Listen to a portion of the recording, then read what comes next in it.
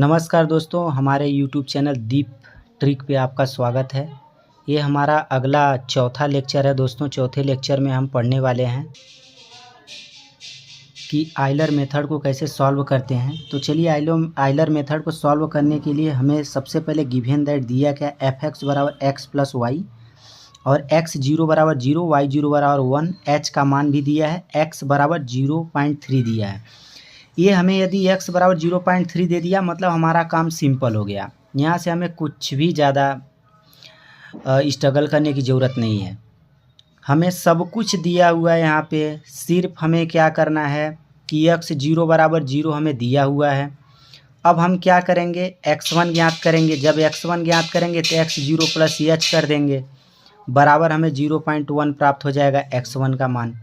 इसी प्रकार जब x2 ज्ञात करेंगे तो x1 प्लस h कर देंगे और सॉल्व करेंगे तो हमें x2 का मान प्राप्त हो जाएगा। x3 के लिए क्या करेंगे, x2 प्लस h करेंगे और 0.3 हमारा x3 प्राप्त हो जाएगा। हमने इसको ऐसे क्यों प्राप्त किया, हमने इसको इसलिए ऐसा प्राप्त किया क्योंकि x बराबर 0.3 तक हमें बोल के रखा है कि यहाँ तक सॉल्व करना है। तो हम क्या करेंगे कि x0 में h को जोड़ेंगे और जब तक हमारा x1, x2, x3 जब तक हमारा 0.3 नहीं आ जाता है तब तक हम जोड़ते चले जाएंगे लास्ट तक।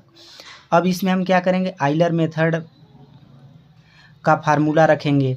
लेकिन एक बात ध्यान रखना आप कि आइलर मेथड सॉल्व करने के लिए हमें x1, x2, x3, x0 इनके मान की बहुत ज़रूरत पड़ने वाली है। तो इन मान को आप क्या करना, हिसाब से निकालना, नहीं तो आगे इक्वेशन हमारे गलत हो जाते हैं। तो चलिए हम पहला y1 ज्ञात करते हैं। y1 के लिए दोस्तों ये देखो फार्मूला होता है y0 plus HF x0 plus y0। हम x0 प्लस y0 ही क्यों रखें, x माइनस y0 की x0 माइनस y0 क्यों नहीं रख दिए, क्योंकि हमें क्वेश्चन में दिया हुआ है कि fx का मान x प्लस वाई ही रखना है। तो हम यहाँ क्या रखेंगे, x प्लस वाई रखेंगे। यदि हमें क्वेश्चन में यहाँ पे x इंटू वाई दिया रहता तो हम यहाँ पर x इंटू वाई रखते। यदि हमें x बटे वाई यहाँ दिया रहता तो हम यहाँ x बटे वाई रखते।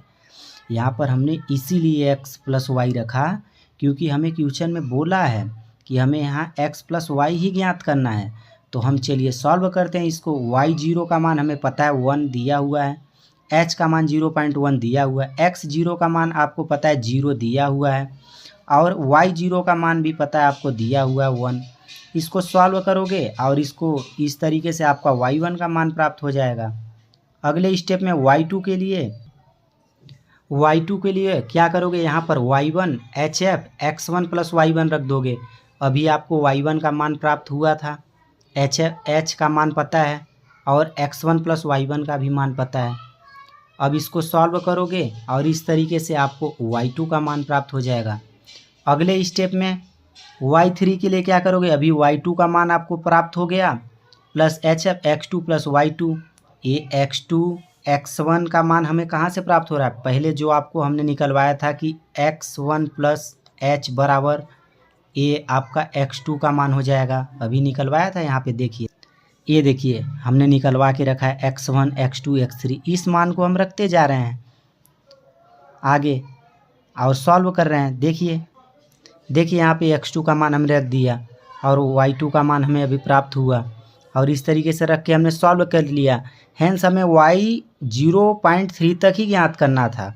यदि हमें 0.5 तक दिया रहता तो हम उसको आगे सॉल्व करते, x4 बराबर x3 प्लस h करते और 0.3 प्लस h को जोड़ते तो हमें x4 का मान प्राप्त होता। फिर x5 के लिए x4 प्लस h करते, बराबर x4 का मान जो आता उसको और h को जोड़ते तो हमें x5 प्राप्त होता। यदि हमें y 0.5 दिया रहता तो हमें यहाँ 0.3 ही दिया है ज्ञात करने के लिए, तो हमने 3 स्टेप तक ज्ञात किया और इसमें क्या हो जाता, आपका y4 हो जाता, y3 का मान यहाँ आ जाता है, यहाँ x3 का मान आ जाता है, यहाँ y3 का मान आ जाता है।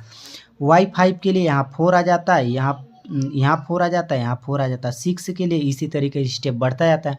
बहुत ही सिंपल क्वेश्चन है दोस्तों। यदि आप ध्यान से इसे 1-2 बार सॉल्व करोगे तो इसको बहुत ही सिंपल तरीके से सॉल्व कर सकते हो। यदि आपको मेरा वीडियो अच्छा लगा हो तो लाइक कमेंट कीजिए।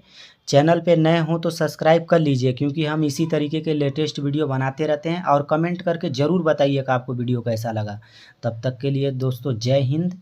फिर मिलते हैं अगले वीडियो में। आपको हम बताएंगे आइलर का मोडाफाई मेथड नेक्स्ट वीडियो में।